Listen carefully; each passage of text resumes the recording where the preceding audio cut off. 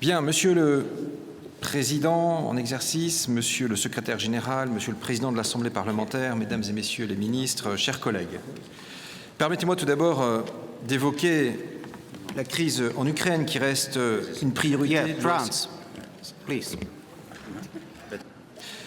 Nous saluons les efforts mis en œuvre cette année, en particulier ceux du groupe de contact trilatéral et de la mission spéciale d'observation en Ukraine, qui ont permis d'assurer le suivi du désengagement des 3 zones pilotes. Ces progrès ont ouvert la voie à la tenue d'un sommet en format Normandie, le 9 décembre, à Paris. Lundi prochain, ce sommet doit être l'occasion d'affirmer le réengagement ferme des parties pour la résolution du conflit russo-ukrainien à travers la mise en œuvre des accords de Minsk.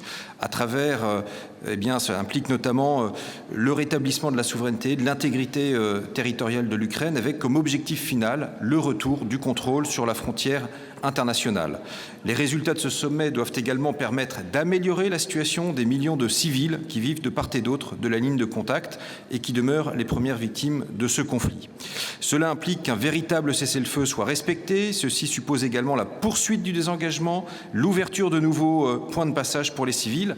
La France et l'Allemagne demeurent pleinement engagées pour la résolution du conflit russo-ukrainien, pour lequel les efforts conjoints de l'OSCE et du format Normandie demeurent complémentaires. Les menaces à la stabilité du continent européen restent, hélas, nombreuses. La France est engagée en faveur d'une résolution pacifique durable du conflit du Haut-Karabakh, toujours en coopération avec nos partenaires de la coprésidence du groupe de Minsk. Nous appelons les parties à s'engager davantage dans la résolution de ce conflit. La France continue d'apporter son soutien aux efforts menés concernant la Géorgie et la Moldavie. Nous souhaitons que les négociations en format 5+2 sur la Moldavie permettent aux parties de progresser dans la mise en œuvre du paquet Berlin+, qu'ils parviennent à s'entendre sur la poursuite des discussions avec la signature du protocole de Bratislava. Nous attendons également davantage de progrès dans les discussions internationales de Genève. Nous réitérons notre soutien à l'intégrité territoriale de la Géorgie, de la Moldavie, dans le cadre de leurs frontières internationalement reconnues. Alors, l'OSCE, notre organisation, s'est construite sur un but précis, répondre aux grands enjeux de sécurité et de stabilité du continent européen. C'est un rôle unique, car elle favorise la maîtrise des armements, la transparence des activités militaires, la prévention des incidents et des conflits. Et si des entraves ne peuvent être occultées, eh bien nous souhaitons les voir disparaître. Et pour ce faire, nous avons besoin de l'engagement de chacun des États participants.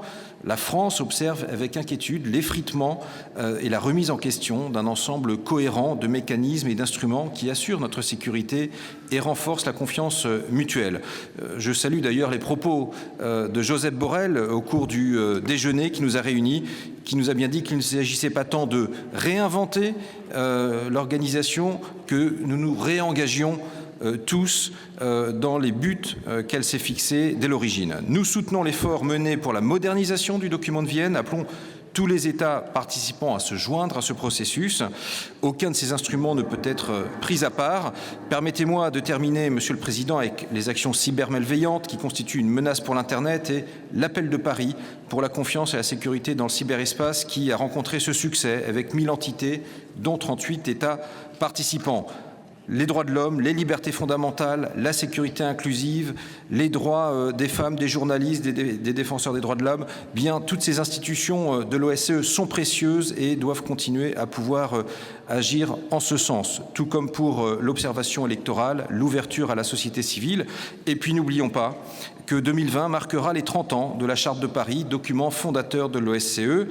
Et enfin, je veux dire qu'au moment où sont réunis à Madrid de tous les représentants de nos États pour la COP25, les documents fondateurs de la conférence puis de l'organisation avaient déjà prenaient en compte les aspects environnementaux de la sécurité. C'était un aspect assez visionnaire. Merci, Président.